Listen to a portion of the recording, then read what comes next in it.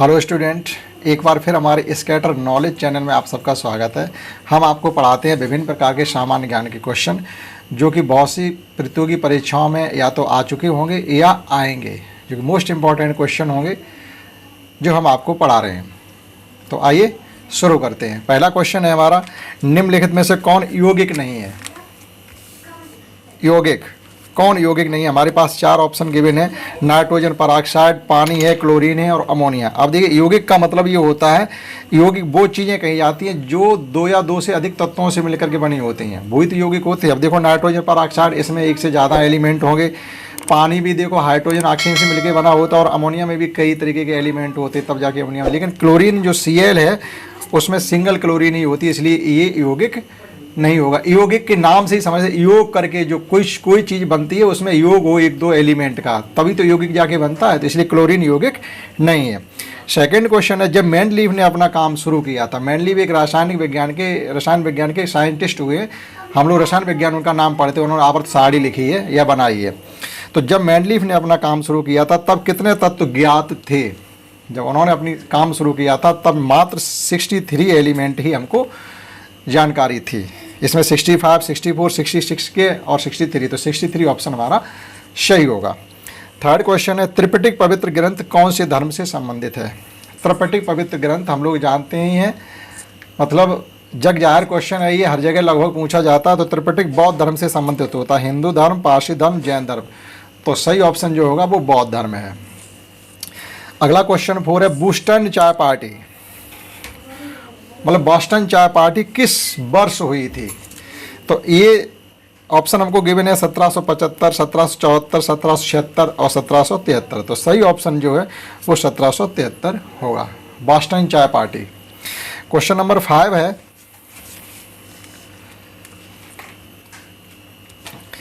अलग अलग प्रतिध्वनियों को सुनने के लिए ध्वनि के स्रोत से अवरोध की न्यूनतम दूरी क्या होनी चाहिए? देखो, प्रतिध्वनि क्या होती है, जैसे हम किसी नया कमरा बना हुआ हो जिसमें प्लास्टर और पुताई रंगाई जल्दी हुई हो तो उसमें आवाज़ गूंजती है। हम किसी जंगल में जाकर के जहाँ पेड़ रुख ज़्यादा खड़े हो वहाँ जाके कोई आवाज़ लगाएं तो आपके पास वापस लौट के आती है।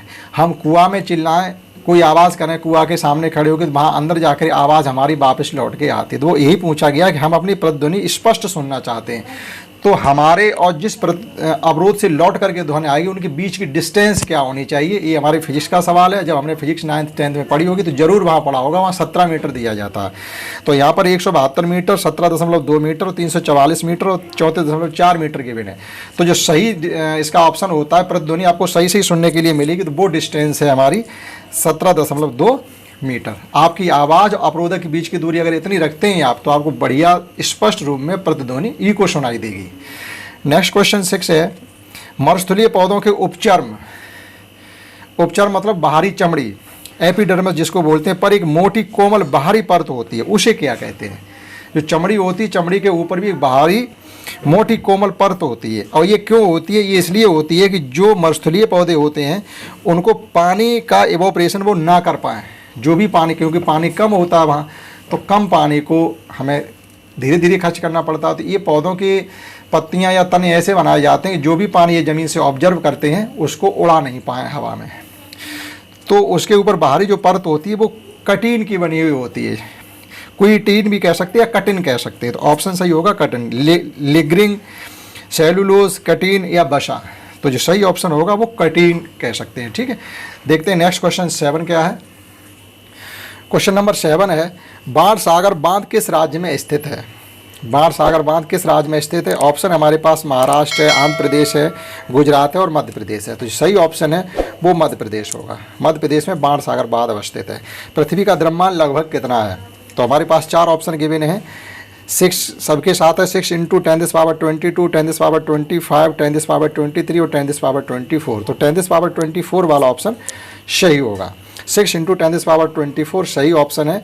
पृथ्वी का लगभग इतना द्रव्यमान होता है। नेक्स्ट क्वेश्चन 9 है, पूर्व प्रधानमंत्री अटल बिहारी वाजपेयी के जन्मदिन पर सुशासन दिवस किस तिथि को मनाया जाता है? कहने का मतलब ये है कि जो पूर्व प्रधानमंत्री अटल बिहारी वाजपेयी रहे हैं, जो कि अब उनका निधन हो चुका है, तो उनका जन्मदिन के रूप में ना मना करके उनको जन्मदिन को नाम दे दिया सुशासन दिवस। एक तो ये नाम दिया गया, तो वो सुशासन दिवस क्यों मनाते हैं 25 दिसंबर को। या ये कहिएगा कि अटल बिहारी वाजपेयी का जो बर्थडे है वो 25 दिसंबर है। नेक्स्ट क्वेश्चन 10 है, बैक्टीरिया यानी जीवाणु की वृद्धि किससे मापी जाती है? बैक्टीरिया का किस प्रकार से वृद्धि हो रही है, इंक्रीजमेंट हो रहा है, तो उसकी किससे मापते हैं? तो हमारे पास 4 ऑप्शन है। रुधिर कोश का मापी है, हीमासाइटोमीटर, स्पेक्ट्रो प्रकाश मापी है, कैलोरी मापी यानी ऊष्मा मापी और वृद्धि मापी है। तो जो सही ऑप्शन है वो है हमारा रुधिर कोश का मापी। इससे हम बैक्टीरिया की वृद्धि मापते हैं। क्वेश्चन नंबर 11 देखते हैं, सबसे खराब वायु प्रदूषण उत्पन्न करने वाला पदार्थ, यानी वायु प्रदूषण तो बहुत चीज़ें उत्पन्न करती हैं जिनके छोड़ने से वायुमंडल में वायु प्रदूषण होता है, लेकिन ज़्यादा खराब वायु प्रदूषण किसके वजह से होता है? तो हमारे पास 4 ऑप्शन गिवन है। एक तो सल्फर डाइऑक्साइड गिवन है SO2, कार्बन मोनोऑक्साइड गिवन है CO, और कार्बन डाइऑक्साइड गिवन है CO2, और धुआं गिवन है। तो जो सबसे ज़्यादा खराब वायु प्रदूषण उत्पन्न करने वाली गैस होती है वो होती है कार्बन मोनोऑक्साइड। ये ज़्यादा जहरीली गैस है, अगर आप इसके वायुमंडल में अधिक देर तक रहेंगे तो आपकी दम घुटने लगेगी। सिंधु नदी की एक सहायक नदी जो हिमाचल प्रदेश में होकर के बहती है। सिंधु नदी की एक सहायक नदी है जो हिमाचल प्रदेश से होकर के बहती है, उसका नाम क्या है? हमारे पास 4 नदियों के नाम गिवन हैं, सतलज नदी, ब्यास नदी, रावी नदी और हुंजा नदी। तो जो सही ऑप्शन होगा वो सतलज नदी, जो हमारी सिंधु नदी की सहायक नदी है, वो हिमाचल प्रदेश होकर के गुजरती है। आइए समझते हैं नेक्स्ट 13 क्वेश्चन समझते हैं। 1608 में जहांगीर से मिलने के लिए आने वाले ईस्ट इंडिया कंपनी का जो पहला दूत था उसका नाम क्या था? यहाँ से शुरू हो रही है अंग्रेजों के आगमन की प्रक्रिया। 1608 में जहांगीर से मिलने आने वाले ईस्ट इंडिया कंपनी का पहला जो दूत था वो कौन था? हमारे पास 4 ऑप्शन गिवन है, William Edwards, Sir Thomas Roe, Edward Terry और विलियम हॉकिंस। तो ये जग जाहिर है, बहुत बार पूछा जाता है। जो सही ऑप्शन होगा वो है विलियम हॉकिंस।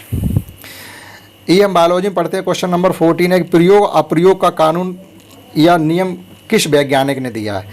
तो जैसे नहीं वो हम लोग उसमें पढ़ते हैं कि शुतुरमुर्ग की इतनी लंबी गर्दन क्यों हो जाती है, या आगे पाले पैर छोटे क्यों होते हैं, बहुत सी चीज़ें ऐसी आती हैं। मतलब जिस चीज़ का हम ज़्यादा प्रयोग करेंगे उसमें परिवर्तन आ जाता है। तो प्रयोग और अप्रयोग का जो कानून देने वाले वैज्ञानिक थे वो थे लेमार्क। 4 ऑप्शन गिवन है, Lederberg, Darwin, Hugo de Vries और लेमार्क। तो ये प्रयोग अप्रयोग की कानून जो दिया था वो लेमार्क ने। 15 क्वेश्चन है, सरल गलकंठ का मतलब होता है घेंगा रोग हो जाता है। बच्चों के ज़्यादातर देखा होगा गले में या किसी के भी गले में घेंगा रोग हो जाता है। किसको प्रभावित करने वाली बीमारी है? तो घेंगा रोग का मतलब होता है, हमारे पास 4 ग्रंथियाँ। एक अश्वग्रंथि है जो कि आँख में पाई जाती है, लिवर जानते ही हम लोग हैं। थायराइड ग्रंथि हमारे गले में पाई जाती है, मसूड़े हम लोग जानते ही हैं, मसूड़े है। तो जो घेंगा रोग होता है वो गले में होता है और गले में पाई जाती है थायराइड ग्लैंड जो है गले में पाई जाती है। तो ये प्रभावित हो जाती है जिसकी वजह से हमें घेंगा रोग हो जाता है। ठीक, आइए समझते हैं 16 क्वेश्चन। निमग्न वस्तुओं का पता लगाने के। निमग्न का मतलब होता है जल में डूबी हुई। अगर कोई चीज़ जल में डूबी है तो उसका कैसे पता लगाएंगे कि वो अगर है तो कितनी गहराई पर है और है भी या नहीं है? तो ये हम सोनार तरंगों का प्रयोग करते हैं। सोनार तरंगों को हम जल में डूबी हुई किसी वस्तु का पता लगा लेते हैं। हमारे पास सोनार है, क्वासर है, स्पंदक और रेडार दिया गया। कहीं की रेडार भी इसका ऑप्शन दे देते हैं, लेकिन जो सही ऑप्शन होगा वो होगा सोनार। अगला क्वेश्चन 17 है कि न्यूजीलैंड के निवासियों को इस नाम से भी जाना जाता है। न्यूजीलैंड के लोगों का एक नाम और भी है, न्यूजीलैंड कह सकते भाई, न्यूजीलैंडियन है ये, या एक नाम और भी है। तो 4 ऑप्शन हमारे पास गिवन है, कीवीज है, अरबी है, पूर्व देशी और सैम्स हैं। तो जो न्यूजीलैंड के निवासियों का दूसरा नाम है वो है कीवीज। 18 क्वेश्चन है, भारत ने किस देश से S-400 ये डिफेंस सिस्टम है कोई, S-400 किस देश से खरीदा है? यहाँ पर हमारे पास 4 देश दिए गए, रूस, अमेरिका, चीन और फ्रांस। तो भारत ने S-400 डिफेंस सिस्टम रूस से खरीदा है। ये क्वेश्चन 18 हो जाता। आइए देखते हैं क्वेश्चन नंबर 19 क्वेश्चन है कि हाइड्रोक्लोरिक अम्ल हम लोगों को पेट में होता है, हम लोग अच्छे से जानते हैं, HCl होता है। तो इस अम्ल का एक नाम और भी है, वो क्या है? यहाँ पर ये पूछा जा रहा है। हाइड्रोक्लोरिक अम्ल को एक अन्य नाम से भी जाना जाता है। तो यहाँ पर 4 ऑप्शन गिवन है, मैलिक एसिड, पिक्रिक एसिड और म्यूरिएटिक एसिड और क्लोरिक एसिड। तो जो हाइड्रोक्लोरिक अम्ल का एक अन्य नाम भी होता है वो होता है म्यूरिएटिक एसिड। कंचनजंगा राष्ट्रीय पार्क जग जा रहा है, मोस्ट इंपॉर्टेंट क्वेश्चन है, लगभग सभी कंपटीशंस में आता है। कंचनजंगा राष्ट्रीय पार्क कहाँ है? तो हम सब लोग जानते हैं ये सिक्किम में है और इसी में एक सींग वाले गैंडे पाए जाते हैं। दूसरा सवाल यहाँ से ये भी उठता है कि किस राष्ट्रीय पार्क में एक सींग वाले गैंडे पाए जाते, तब हम कहेंगे कंचनजंगा। ये कहाँ है? असम में, वो सॉरी सिक्किम में।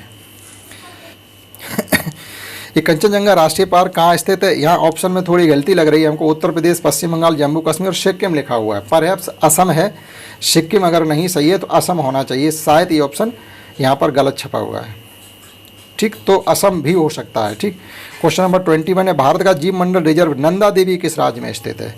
जीव मंडल रिजर्व नंदा देवी किस राज्य में अवस्थित है? तो नंदा देवी हमारे पास 4 ऑप्शन गिवन है, उत्तराखंड, सिक्किम, अरुणाचल प्रदेश और मेघालय। तो नंदा देवी जो रिजर्व है, जीव मंडल रिजर्व है, वो उत्तराखंड में अवस्थित है। वन फैमिली वन योजना किस राज्य में शुरू की गई? वन फैमिली वन जॉब योजना, वन फैमिली वन जॉब योजना, इसका मतलब है एक परिवार में एक आदमी को गवर्नमेंट जॉब होनी चाहिए। तो ये किस राज्य ने शुरू की है? तो ये योजना भी शुरू करने वाला जो राज्य है वो है सिक्किम। अगला क्वेश्चन नंबर 23 है, चिंतावान उपन्यास, चिंतावान उपन्यास हाफ ऑफ भाटाई से, हाफ ऑफ भाटाई से उपन्यास का नाम है हाफ ऑफ भाटाई से के लेखक कौन है? तो इसके लेखक हैं अनिल मेमन। भाटाई से के लेखक हैं अनिल मेमन। अगला क्वेश्चन 24 है, पीर पंजाल रेलवे सुरंग कहाँ है? मोस्ट इंपॉर्टेंट क्वेश्चन है और जग जाहिर है ये है कहाँ? जम्मू कश्मीर में है। पीर पंजाल रेलवे सुरंग जम्मू कश्मीर में। आइए समझते हैं क्वेश्चन नंबर 25 क्वेश्चन है, कौन सी धातु आसानी से चाकू से काटी जा सकती? ज़्यादातर धातुएं ठोस होती हैं और हार्डनेस भी उनके अंदर होती है, लेकिन कुछ ऐसे भी मेटल हैं जो चाकू से काटे जा सकते हैं। जैसे सोडियम भी एक मेटल है लेकिन उसको हम चाकू से काट सकते हैं। सोडियम है, तांबा है, एल्युमिनियम है, सोना है, इनको किसी चाकू से काटना बहुत मुश्किल पड़ेगा, लेकिन सोडियम को आप चाकू से काट सकते हैं।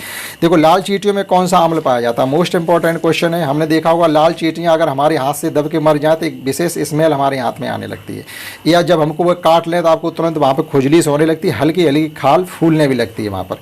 तो वो किसकी वजह से ऐसा सब कुछ होता है, इसका नाम आपको यहाँ जानने के लिए मिलेगा। तो लाल चींटियों में कौन सा अम्ल पाया जाता है? Oxalic acid, tannic acid, malic acid and formic acid. तो जो सही ऑप्शन होगा वो होगा फॉर्मिक एसिड। पानी को ब्लीचिंग पाउडर में मिलाने पर कौन सी गैस निकलती है? जब हम पानी में ब्लीचिंग पाउडर मिलाएंगे तो पानी के शुद्धिकरण करने के लिए भी ऐसा भी किया जाता है। तो जो गैस निकलने वाली होती है, हमारे पास 4 गैस है कि मैंने chlorine, hydrogen, oxygen and carbon dioxide. तो जब पानी में ब्लीचिंग पाउडर को मिलाते हैं तो निकलने वाली गैस का नाम है वो है क्लोरीन। देखो, एक क्वेश्चन आ चुका दोबारा फिर, थायरॉक्स ग्लेड से संबंधित हमारा क्वेश्चन एक भी है, थायरॉक्सन के संश्लेषण के लिए निम्न में क्या आवश्यक है? थायरॉक्स के संश्लेषण से मतलब है कि हम लोग जो नमक खाते हैं उसमें बहुत कम मात्रा में, यानी ना के बराबर आयोडीन हमारे शरीर में पहुंचती है, और उस ना के बराबर आयोडीन से ही ये जो थायरॉक्सन ग्लेड है इसकी अपना काम शुरू कर देती है। तो जब आयोडीन की आपके शरीर में कमी हो जाए तभी आपको गलकंड या घेंगा रोग हो सकता है, जो कि थायरॉक्सन आपकी सही से, थायराइड ग्रंथि आपकी सही से वर्क नहीं करेगी। तो उसके लिए आयोडीन जरूरी होती है, सही तरीके से वर्क करें। अगला क्वेश्चन 29 है,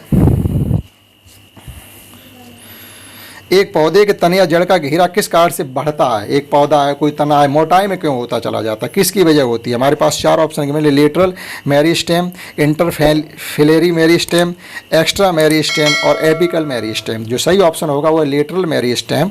इसकी वजह से किसी पौधे का घेरा या जड़ फैलती जाती है मोटाई में। लास्ट क्वेश्चन है इस सेशन का कि जीएसटी सबसे पहले किस देश ने लागू की?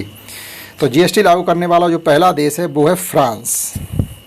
ठीक, तो इस प्रकार से हमने आपको इस सेशन में 30 मोस्ट इंपॉर्टेंट क्वेश्चन समझाने की कोशिश की। आशा करता हूँ आपके समझ में आया होगा।